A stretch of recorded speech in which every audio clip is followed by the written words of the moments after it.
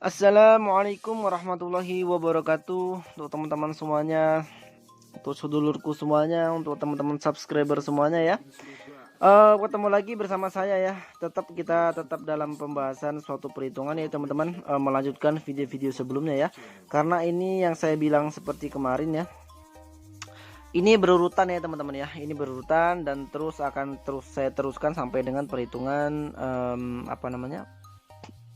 driver terhadap beban ya teman-teman ya. Jadi itu tadi kita dapat ketahui, pertama kita sudah menghitung untuk beban ya. Dalam perakitan tentunya yang pertama kita susun adalah bebannya dulu teman-teman. Kita itu punya beban berapa watt sih. Jadi perencanaannya itu sudah ada ya teman-teman ya. Perencanaan kita itu ingin beli speaker itu dengan daya berapa watt ya. Nah itu kemarin saya ambilkan contoh, misalkan saya mempunyai speaker 400 watt ya, 400 watt kali 2 ya teman-teman ya. Maka dari itu aku nih harus bisa ini. Nah saya harus bisa menentukan PSU nya berapa. Kalau misalkan saya menggunakan trafo 5 ampere dengan voltase 45 volt AC ya, setelah saya hitung itu ternyata jauh teman-teman, sisanya terlalu banyak, nggak bisa teman-teman ya. Maka dari itu saya turunkan tegangannya. Saya coba menggunakan 5 ampere 25 volt AC ya. Nah itu ketemu final Toshiba 2 set. Nah itu nanti akan bisa untuk digunakan ya. Tentunya nanti akan ada di video-video berikutnya ya teman-teman ya. Di sini saya akan menerangkan soal daya reaktif PSU.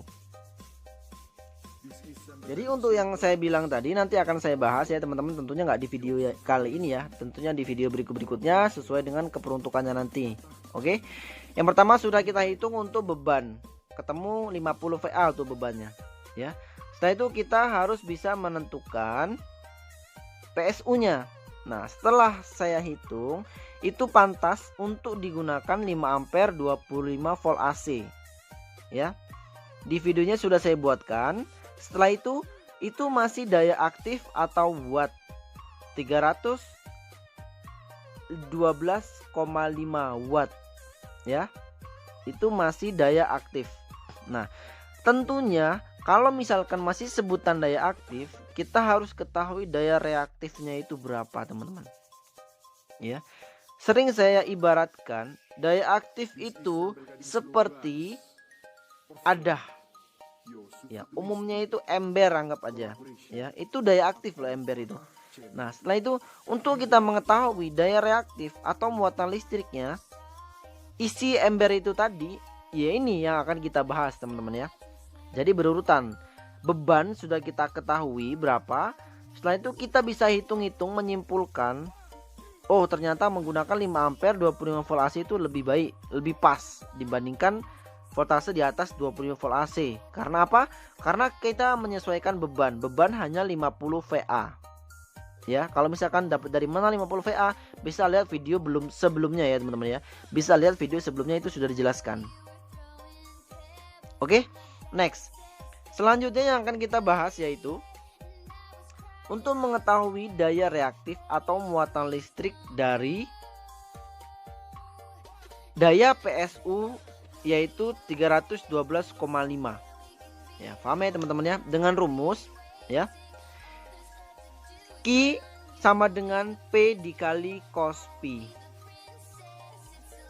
P nya berapa sih? P itu daya ya teman-teman ya, daya aktif watt ya. P itu ya, P nya berapa? P nya itu dapat kita ketahui di video sebelumnya yaitu 312,5 watt. Nah oke, paham ya teman-teman ya, 312,5 watt. Nah untuk kita mencari daya reaktifnya atau muatan listriknya isi ember itu tadi, maka kita kalikan faktor daya cos Pi 0,8 ya. Kita kalikan 0,8. Nah setelah kita kalikan 0,8 maka ketemu nilainya yaitu 250 VA. Nah nilai inilah teman-teman ya. Dari 320 watt daya aktif PSU tadi, untuk mencari muatan isi dari 312 itu yaitu 250 VA. Nah paham ya teman-teman ya. Jadi 312,5 watt atau adahnya, isinya. Adahnya itu harus kita ketahui isinya itu berapa, yaitu sudah kita ketahui isinya yaitu 250 VA. Nah, seperti itu ya teman-teman ya, paham ya apa yang saya maksud? Yang pertama kita sudah menghitung beban. Setelah itu kita bisa menyimpulkan dengan suatu perhitungan, ketemu itu baiknya atau pasnya, supaya lebihnya itu nggak terlalu banyak dan kurangnya itu nggak terlalu sedikit ya. Kita gunakan 5 ampere 25 volt AC. Terus kita sudah ketahui daya aktifnya. Dan kita pun sudah ketahui daya reaktifnya 250 VA. Oke, paham ya teman-teman ya? Nah, paham. Oke. Jadi ini kenapa saya buat pendek-pendek, karena ada yaitu yang saya jelaskan kemarin ya, ada anggota saudara kita yang berkomentar bahwasannya terlalu panjang, dibuatkanlah coba yang pendek. Nah, maka saya buatkan yang pendek ya, nggak jadi masalah. Saya buatkan yang pendek supaya teman-teman mudah memahami urutan-urutan pertama sampai dengan akhir nanti. Seperti itu ya. Jadi yang pertama sudah, yang kedua sudah menghitung daya aktifnya, dan yang ketiga yaitu menghitung daya reaktifnya. Itu sudah juga ya teman-teman ya. Ini barusan kita hitung. Nah, seperti ini ya. Urutannya sama seperti yang durasi panjang. Hanya saya pisah saja supaya durasi nggak terlalu panjang. Paham ya? Nah, paham. Oke teman-teman, next untuk video berikutnya akan saya buatkan untuk perhitungan perubahan dari volt AC ke volt DC. Nah, seperti itu ya. Setelah selesai dari volt AC ke volt DC, nanti akan saya buatkan perhitungan drivernya, daya aktif, perhitungan drivernya, daya reaktif. Ya, paham ya? Setelah itu baru next bisa ke perhitungan driver terhadap beban, perhitungan elko, perhitungan dioda.